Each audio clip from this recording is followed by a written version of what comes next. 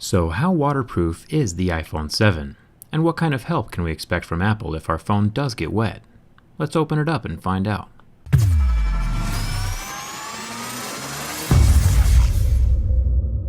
First off, it's important to remember that Apple never said that their phone is waterproof, just splash and water resistant. The terminology is very, very important, and I'll tell you why. The Apple iPhone 7 has an ingress protection of 67. The first number is talking about solids like dust, and the second number is talking about liquids. A 7 at the end means the phone can be immersed in water shallower than 1 meter for short periods of time, much different than Samsung's IP68 rating that can be submersed in water deeper than 1 meter. The testing standards are different for each number. IP69 is the highest IP rating, which would be able to withstand steam jet cleaning. Here is one phone with an IP69 rating. So when compared to other water-resistant phones, Apple is at the lowest end of the immersion protection.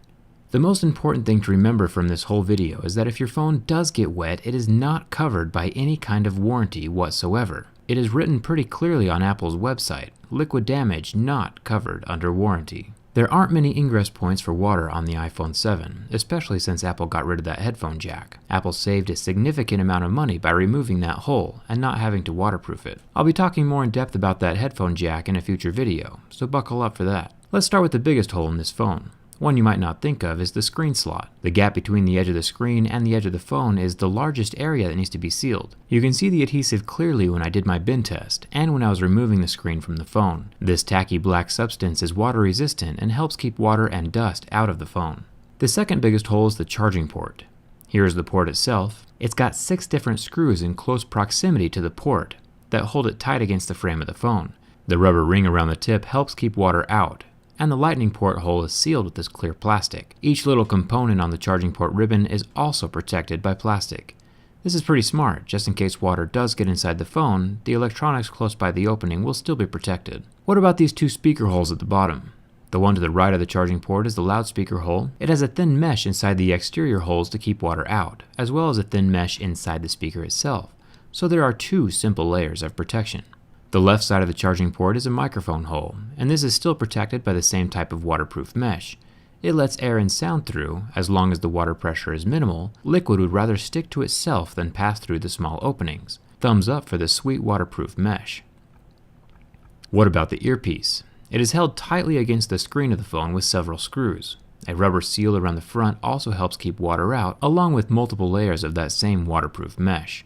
There is even mesh on the back of the speaker, just in case. So what is keeping water out of the side buttons? The power button internal housing is here along the edge. I pop off these 2 screws, and normally there would be some kind of rubber sidewall between the button layers and the side of the phone, but it looks like Apple is just hoping that these really small holes work in their favor. If I remove the button entirely, each prong of the button has a little rubber washer on the tip, and that'll probably help keep water out as long as it is extremely shallow water with no pressure. The SIM card tray has a loose-fitting little rubber ring around the edge of it.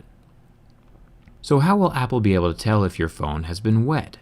Right here on the motherboard is a water damage indicator. It looks all innocent and white when it's dry, but turns red the moment liquid touches it. The motherboard itself is not water resistant at all. Some electronics will be covered in a hydrophobic spray that repels water. Liquid would bead up and roll off without sticking to the board at all. But as you can clearly see from both water droplets here, the water is clinging very tightly to the motherboard, signaling that it is not treated with any hydrophobic coatings.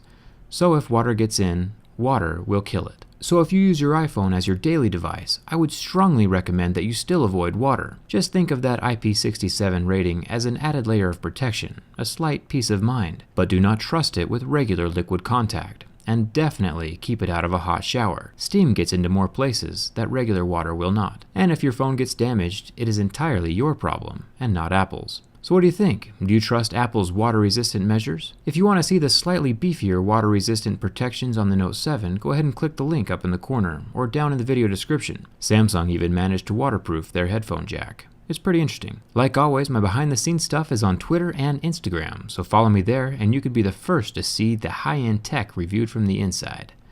Thanks for watching. Hope to see you around.